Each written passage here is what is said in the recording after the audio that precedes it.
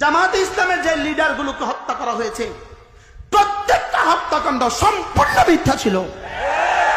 বলেন কি বলছি বলেন, আবার বলেন। প্রত্যেকটা হত্যাকাণ্ড সম্পূর্ণ কি ছিল? সম্পূর্ণ মিথ্যা ছিল। প্রত্যেকটা ফাঁসি সম্পূর্ণ মিথ্যা ছিল। বলেন প্রত্যেকটা ফাঁসি কি ছিল? বলেন, নারাজ হবেন না তো। প্রত্যেকটা ফাঁসি মিথ্যা ছিল, প্রত্যেকটা হত্যা মিথ্যা ছিল, প্রত্যেকটা জেল মিথ্যা ছিল। হযরত আল্লামা সাঈদী রাহিমাহুল্লাহ তাআলা, হায় তিনি যদি আজকে বেঁচে থাকতেন পরিস্থিতি ভিন্ন হতো। তাকে যে নির্মমভাবে হত্যা করা হয়েছে এই ইতিহাস বাংলাদেশের মানুষ জানে না।